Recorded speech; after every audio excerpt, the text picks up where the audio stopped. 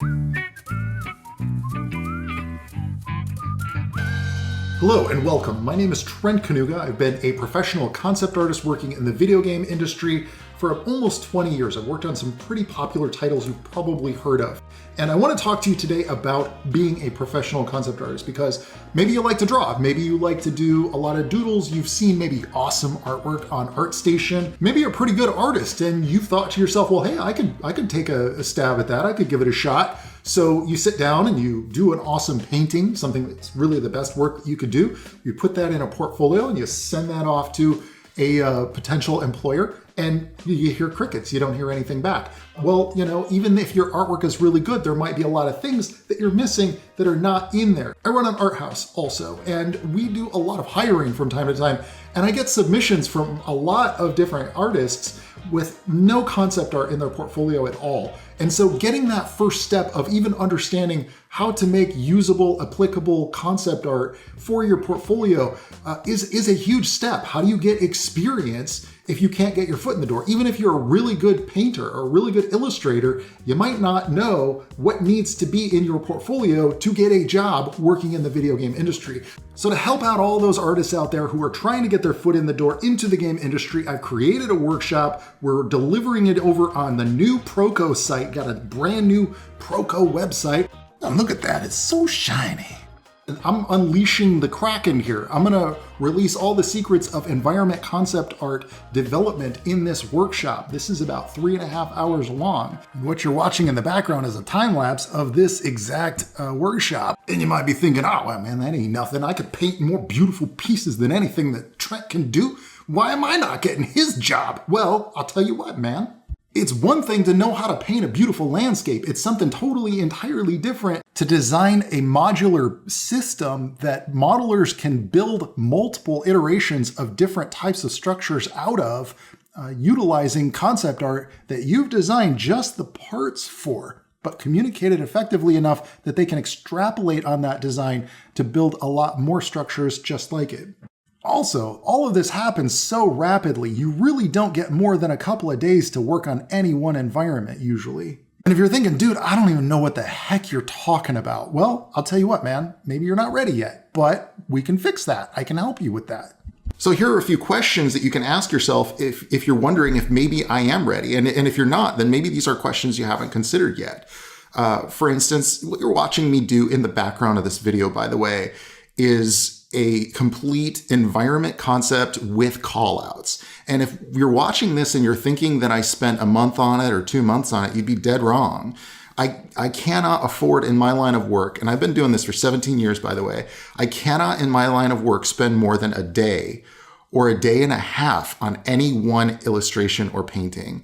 And that includes callouts with little breakdowns of what those designs of, for instance, those pipes, what do they look like close up? Those alarm buttons, what do those look like close up? You have to be able to create that type of content, that level of detail of content within a very, very short period of time. And it has to be functional, usable content that a modeler can build from.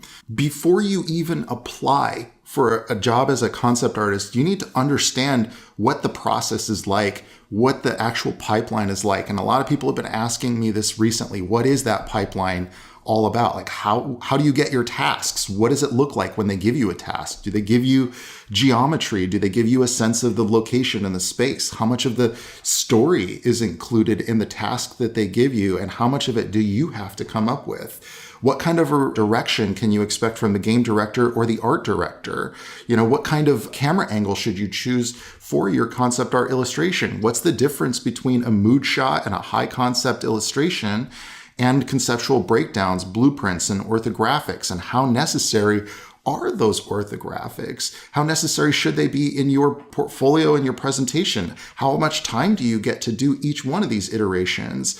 What is an iteration and why am I even doing iterations? Why am I doing these explorations? Where are these ideas going to come from? And how do I stay on target, on track for what's going to be effective, usable concept art for the rest of my team? How do I block out objects into this 3D space very, very quickly? How much lighting is necessary for my scene? scene in order to communicate the mood and atmosphere of the desired outcome? And how do I stay on track for what the game designer is expecting me to deliver? How do I make effective concept art that's going to assist the modelers and bridge that gap between the design team and the modelers and the environment artists, and meet the expectations of the end user, the players who are going to play this game, as well as my managers at the game studio that I'm working? Because even if you get that job, are you going to know what questions to ask the designer in order to make effective concept art? Or are you going to spend a month on a drawing and then they're going to go, dude, we've got this other guy who's right out of school who's giving us 10 or 20 different sketches a week? Are you an idea factory? Can somebody just say to you, hey,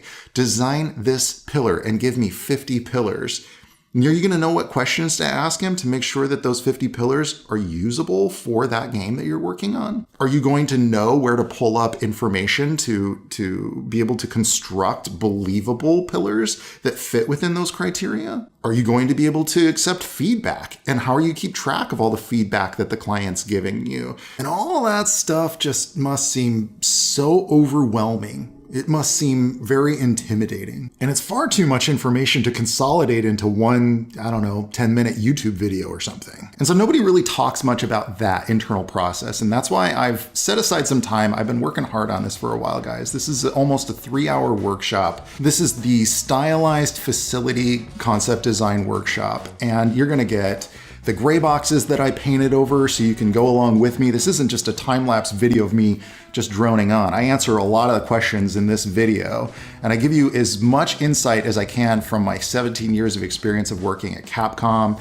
and Blizzard and Riot and Sony and all the different companies that I do contract art for the games that I work on, and why we're consistently employed, why we're consistently hired. These are the same things that I go through with my concept art team on every project that we work on. This is a deep dive and nothing is hidden. The videos are almost real time, but there is some time lapse, but it's pretty much real time. Nothing is hidden. I wanted to show you how the sausage is made, all of it. I mean, this is a full sausage exposure. In this workshop, I invite you to draw along with me to create your own facility using the same gray boxes and templates that I use. This specific tutorial series has helped so many different artists actually land jobs at game industry studios. Okay, I've received countless letters from people saying this changed everything for them. And that is exactly what I set out to do, okay? Dudes, like, this is why I started my YouTube channel. I wanted to show exactly how games are made. I wanted to show the truth about what concept art for video games is actually like on a day-to-day basis,